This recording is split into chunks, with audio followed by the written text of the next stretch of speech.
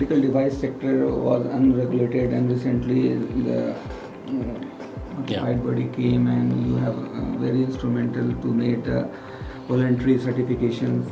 So please let us know about your voluntary certifications you introduced recently. See, the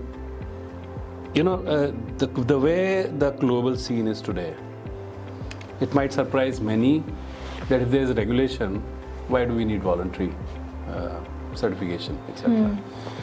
But the fact is that globally, in regulated sectors, there is regulation and there is voluntary certification. Regulation is a demand of the state or the government. So if you want to export food to Europe, you have European regulations in place. That's what the European Union expects from you.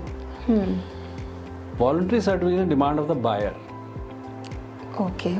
So I meet the regulation and then my buyer says, do you have XYZ certification? If you want to sell to me, you need to have that certification.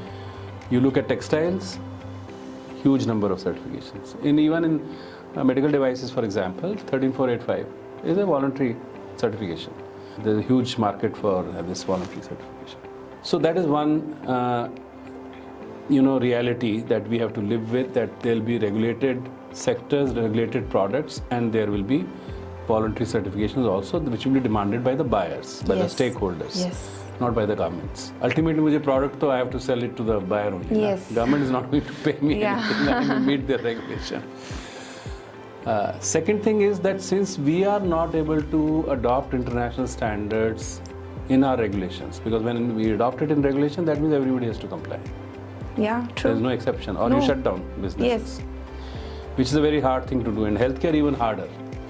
I mean, we are trying to provide healthcare services to people. We are not in the business of shutting down the healthcare services because they don't meet the standard. So what happens is that our, even pharma, for example, GMP has been revised in December after all this problems which arose. We have been linked with the Schedule M for many years, which is not par with WHO GMP, for example. So we end up in a situation of differential standards, whether we like it or not. Personally, I don't like it at all. But that's the reality, that if you want to regulate the domestic sector, it's likely that you will not be able to adopt international standard. You will adopt something lower than that. And then when it comes to exporting your product or service, you need to meet global standards. And then what do? You create a voluntary framework to demonstrate that part of our industry. Quality in healthcare, there are, I think, hardly one or two. On the healthcare side, when it comes to accreditation, so-called healthcare accreditation, because in my terminology, that's certification. Accreditation is accrediting certifiers. Yes. But healthcare accreditation, again, voluntary space. Now, NABH came in for 15 years or 20 years. It was the sole body. Well, it takes a lot of effort to create an accreditation system. It's not easy.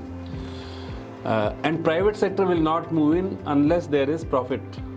Simple. Yes, true. Government can afford to set up certification or accreditation systems where there's not profit enough, because as a duty they can set up. But private sector will put in money when there is profit in it. That's a very legitimate expectation. NABL for a long time was the sole accreditation body for laboratories. But it is voluntary. NABL has to recognize, NABH has to recognize they are in voluntary space. Sooner or later, there will be more than one body. Competitors will come from outside, will come from within. I mean, as NABCB, I know we were born in competition. NABCB was born in 2000. Foreign accreditation bodies were already operating in India. I was in Bureau of Indian Standards. In 1994, we took Dutch accreditation because in India there was no accreditation system. So we were born in accreditation, born in competition. NABL was a monopoly in a way. NABH also largely monopoly. JCI, I don't know how popular JCI was, although it's internationally known. But in voluntary space, one has to be ready. There will be multiple players. You have to be ready for that. It has its pluses, it has its minuses, I can tell you that. But you have to be ready for that. This is the demand of now, because India is a huge country, And I have heard that many hospitals are waiting for NABH accreditations and they are in queue. Well, if they are waiting for NABH, it's up to NABH to expand its resources and service them quickly. But as I said, in a voluntary space, you cannot expect to remain a monopoly. Sooner or later, there will be competition, which is now, as we are seeing now, even for lab, for example, since 2022 now, we have two more lab accreditation bodies called Quality and Accreditation Institute and FDAS, Federation for Development of Accreditation Services, Gurgaon. And I am well aware that a fourth one is on the way. NABL, QAI, FDAS are there, a fourth one is on the way right now. To my knowledge, it has been evaluated internationally and it will acquire international equivalence in next 6 months' time, and there will be a fourth one here.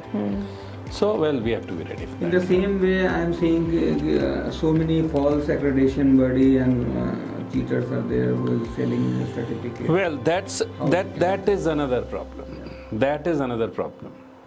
Legally, anyone can set up a, let's say, certification body or accreditation body. There is no bar in law. So tomorrow I can decide, having my career behind me, I can say, okay, I'll start Anil Jauhari certification services or Anil Jauhari accreditation services. Nobody can stop me. Yeah. Being part of ISQA or being part of this IAF system where I belong, International Accreditation Forum, is also a voluntary system. There's no obligation for me to go for ISQA as a healthcare accreditation body. There's no obligation for me to go for IAF. It's only the market pressure which makes me go there. Because the market, my competitors are there, so I have to demonstrate that I am equivalent to them. So it's all a voluntary system. It is possible to stay out of this voluntary system and yet be a certifier or an accreditor. And that's where the problem starts. If it's a governmental certifier, for example, Bureau of Indian Standards, its product certification scheme is unaccredited, but well, it works because it's a government organization and you expect that government will follow certain norms and rules and will not cut corners. That is not true of private sector, unfortunately. So there are a number of certification bodies in India who are claiming accreditation of accreditation bodies, which I don't know whether they exist or not, but they certainly are not members of IAF. So they are outside that umbrella of IAF. As I said, IAF system is voluntary. And therefore, in medical device sector also, I think I have a huge library of what I would call unauthentic certificates. Not saying that they are fraudulent. Some of them may be certificates issued without audits. Oh, yeah, I mean, in 24 hours you get a certificate. I am aware of that. Personally, have seen cases like that. I have seen the malpractice in Indian market. In NABCB, we had been very tough. At one point of time, we cancelled accreditation after accreditation, including a multinational, on malpractice. So my own view is we need a regulation in India, regulation of conformity assessment. I have been pushing for it unsuccessfully till now. But now increasingly when you see that even in regulated sectors it's happening. For example, organic certification, you hear of how our organic produce is failing outside despite being certified, Yes, and then you are yes. finding that certification bodies did not do their job properly many times. So then there's a room. If the notified bodies in medical devices don't do their job properly. So I am firmly of the view that India needs a regulation, India needs a regulator for conformities in bodies. Something on the lines, these days if you are noticing, there is something called NFRA for financial side. They are fining auditors, they are penalizing auditors. So we need to have auditing companies as well as auditors. We need to have that oversight in India over auditors and auditing companies, whether they are called certification bodies or accreditation bodies. Last but not least,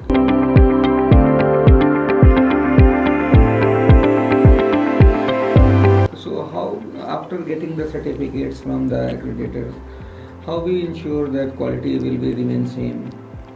So sometimes they are doing good and after getting certificates they are not doing same quality. Actually, it should not happen because certification, if we are talking of certification or accreditation, Yeah.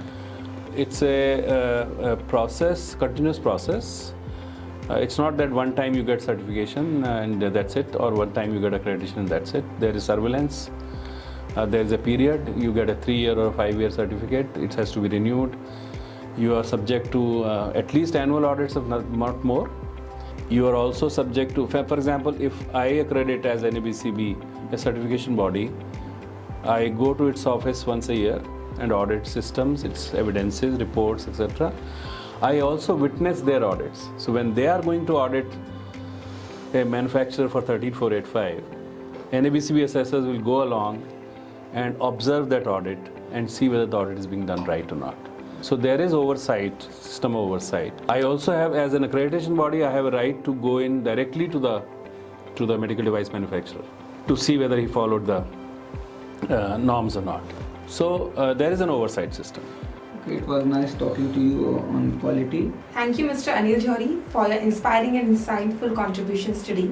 Your extensive experience and leadership in the fields of quality and certification have proved us with our valuable perspectives.